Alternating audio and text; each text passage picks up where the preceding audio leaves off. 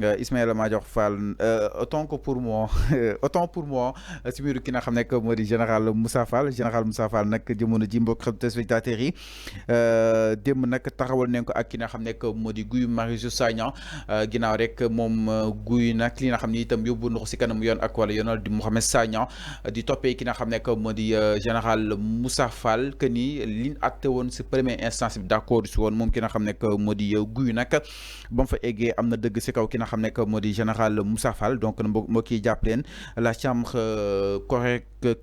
correctionnelle moo daal di rendre son verdict dans l'affaire opposant Guy Marius Sagna waaye itam ak ki nga xam nekk moo di général Moussa Fall mu nekkoon ancien haut commandant de la gendarmerie nationale donc nag ki nga xam nekk moo di Guy Marius Sagna daal di koy condamné woon en première instance 3 mois de prison ferme ak amende bu daal toll si 200 000 francs suñu ay koppa mu daal defoon nag benn appel boobu de appel nag démb la yoon daal di rendre man ni kon ki nga xam nekk moo di Guy nag am na dëgg si boobu de appel jox nañ ko raison ndaxte Guy donc daal di relaxer carrément que ni deful dara donc par rapport ak wàllu wu nu mel nag la chambre correctionnelle mu daal di infirmer le jugement bu doon statuer exactement si li nga xam nekk moo di mbiru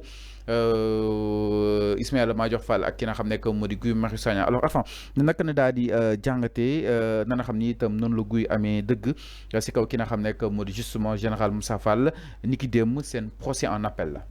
Oui, je ne sais pas qu'est-ce que tu as avec Moussa Fall, qui comment des Ismaïla Madior Fall, mais voilà donc voilà donc waaw dañoo ñuroo kay te ñu bokkoon ci même bateau non loolu moo am waaw loolu moo am alors donc jugement boo xamante ne moom la ñuy gis démb ni que chambre correctionnelle boobu rendre verdictam ci cette affaire-là opposant donc deux Sénégalais Guy Marius Sagna wax nga ko sànq ak le général l'ancien haut commandement de la gendarmerie moom le général Moussa Fall bi amoon dëgg ci jamono yële dem na ci chambre correctionnelle ñu rectifier peut-être xaw ma rectifier ou bien ils ont infirmé donc ci à travers cet appel boo xamante ne Guy Marius Sagna et ses avocats def nañu ko ba ñu jox Guy Marius Sagna dëgg. Désormais, l'appel en annulation, donc la condamnation antérieure de Guy Marius Sagna, désormais il a été relaxé, comme on l'a écrit. Guy Marius Sagna a été relaxé, il est relaxé désormais. Amende buñ ko infligé woon 200 000 de ko fay mais aussi les 3 mois de prison yoo xamante ne annoncé woon nañu ko ci la première instance boobu tamit du ko tëdd parce que donc l'appel est suspensif comme on le dit en annulation loolu moo am Fallou. C'est un verdict qui a été donné, c'est une décision de justice qui a été donnée. Donc, on doit respecter cette décision de justice. Donc, comme je l'ai dit, moi, j'ai toujours plaidé à ce que les autorités étatiques, à ce que les Sénégalais savent respecter les décisions de justice. Okay. Parce que quand on est dans un état sérieux, quand on est dans un pays régi par des lois et des normes, où il y a une démocratie forte, où il y a aussi une constitution à respecter, il faut savoir respecter la justice. Okay. Il faut savoir respecter les décisions de justice. Que ça soit favorable à Massamba, que ça soit favorable à Mademba, il faut respecter cette décision de justice. Vous faites que condamné, tu n'es pas d'accord, tu portes un recours, au niveau des autres juridictions. Il a des recours au niveau des autres instances. C'est tout à fait normal. Tant que les voies de recours qui s'offrent à toi ne sont pas épuisées, tu as le droit de faire des recours. Cour suprême. Donc, il faut savoir connaître son droit à travers donc l'assistance de tes avocats. Alors, si aujourd'hui Moussa Fall n'est pas d'accord avec la chambre correctionnelle, s'il y a des possibilités qui s'offrent, par exemple, à lui, à travers un recours, il peut le faire, tranquillement. Il peut le faire. Mais c'est ce que j'ai dit. C'est ce que j'ai dit. Donc, s'il n'est pas d'accord, il peut faire un recours au niveau de la cour suprême, ou je ne sais pas. Épuiser donc les voies de recours. Mais désormais, il faut respecter la décision qui a été donnée par la chambre correctionnelle. Okay. Donc, il n'y a pas un débat sur ça.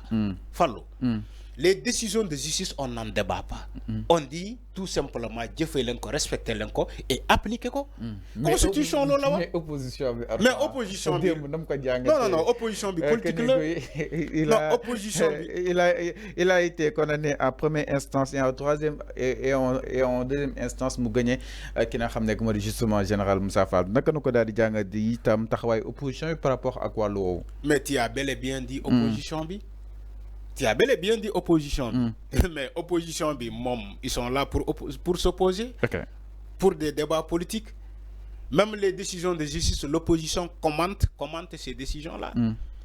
Les décisions de justice, l'opposition, ils voient comme c'est de la politique. Ouais, c'est la commande du prince qui a été satisfaite. Je ne sais pas, comme le disent les Mansour Faye et autres. Mais lolu moy opposition débat bu ñëw rek ou bien décision bu ñëw rek ñom ils vont commenter ça sous forme de la politique.